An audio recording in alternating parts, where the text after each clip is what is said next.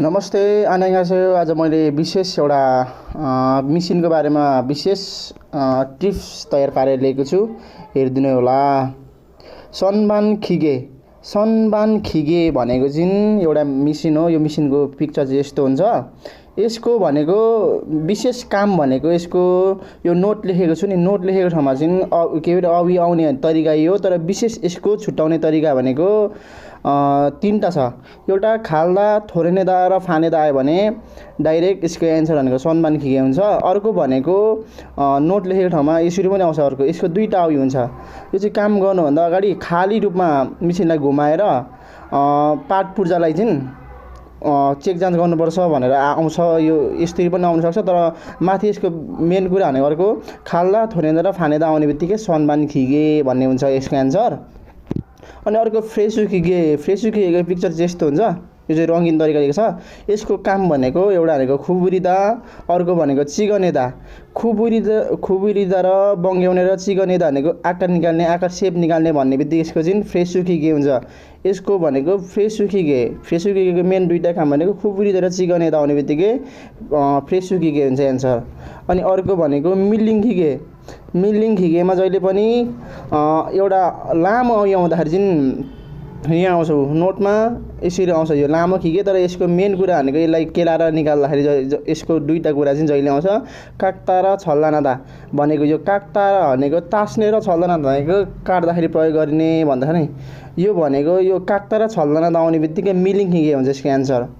काक्ता र छल्लानादा आउँदाखेरि यसको एन्सर भनेको मिलिङ खिगे हुन्छ। यहाँ मजाले नोट लेखेको ठाउँमा हेर्नु, त्यहाँ काक्ता र छारुदा भने काट्ने काम भनेको छ नि, काक्ता र छल्लानादा आउने बित्तिकै एन्सर भनेको मिलिङ खिगे हुन्छ। अनि यता माथि भनेको फ्रेसु खिगेको जहिले पनि खुबुरिदा र चिगनेदा आउने बित्तिकै फ्रेसु खिगे हुन्छ यसको एन्सर।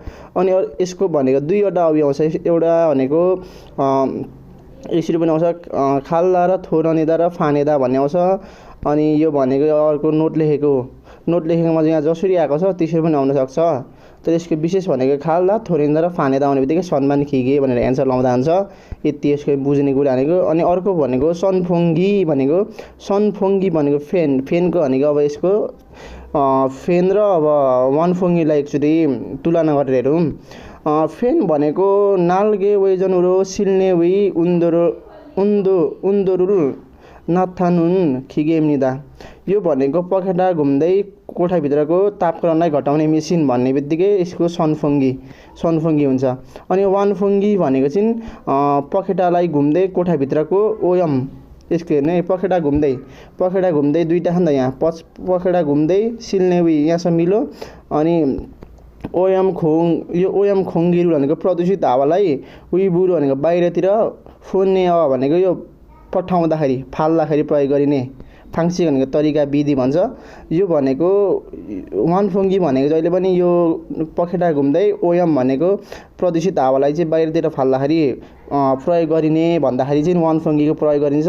यो भनेको चाहिँ नाल्गे भनेको पखेटा घुम्दै कोठाभित्रको तापक्रम घटाउने मेसिन भन्दाखेरि चाहिँ सनफोङ्गी भनेर बुझ्नुपर्छ।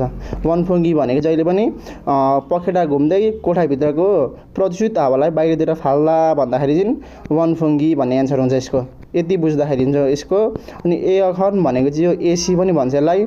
यो भनेको चाहिँ के हो भन्दाखेरि यसको विशेष कुरा भनेको यति बुझ्दा हुन्छ, नेपालीमा बुझ्दा हुन्छ। यो कोरियामा यसरी भनेर आयो भने चाहिँ यसको एयखन भन्ने चाहिँ एन्सर।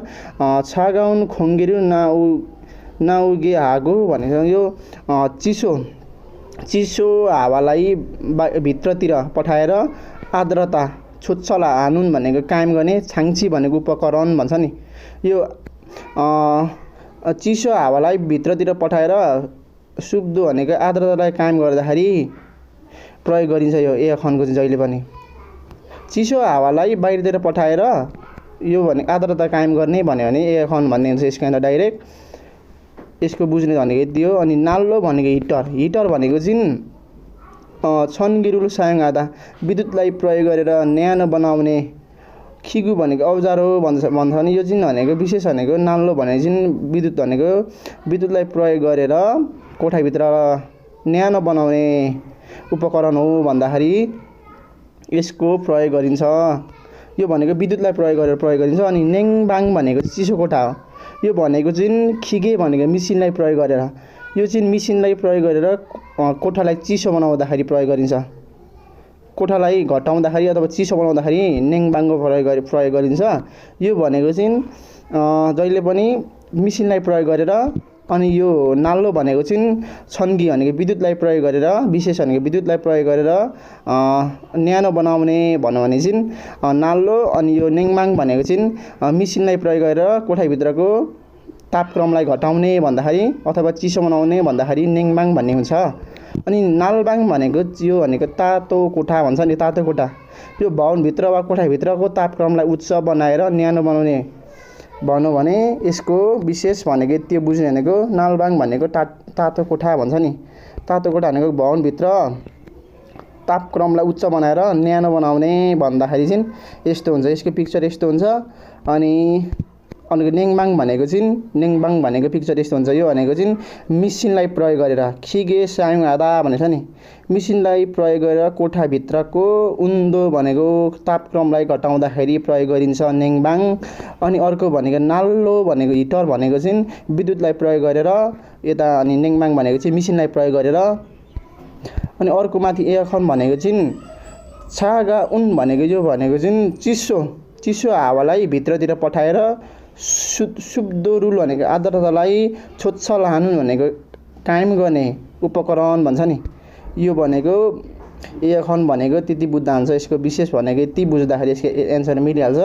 अनि यो भनेको वानफुङ्गी भनेको चाहिँ पखेटा घुम्दै कोठाभित्रको प्रदूषित हावालाई बाहिरतिर फाल्ने मेसिन भन्ने बित्तिकै वानफुङ्गी हुन्छ। अनि यो भनेको चाहिँ सनफुङ्गी भनेको चाहिँ पखेटा घुम्दै कोठाभित्रको उन्दोलाई कायम गर्ने अथवा घटाउने भन्दाखेरि चाहिँ सनफुङ्गी भन्ने हुन्छ। अनि अर्को भनेको मिलिङ खिगे, फेरि भन्छु म मिलिङ खिगे भनेको जहिले पनि मिलिङ खिगेमा काक्ता र छल्दा नदाउने बित्तिकै मिलिङ खिगे भन्ने हुन्छ। अनि अर्को भनेको प्रेसु खिगे भनेको चाहिँ प्रेसु खिगेको पिक्चर यस्तो हुन्छ। यसको भनेको खुबुरीतिर चिकन यता आउने बित्तिकै डाइरेक्ट एन्सर प्रेसु खिगे भन्ने हुन्छ। अनि अर्को भनेको सम्मान खिगेमा दुईवटा अवयव आउँछ, एउटा भनेको खाल्दा थोरेन्दा र फानेदा आउने बित्तिकै सम्मान खिगे।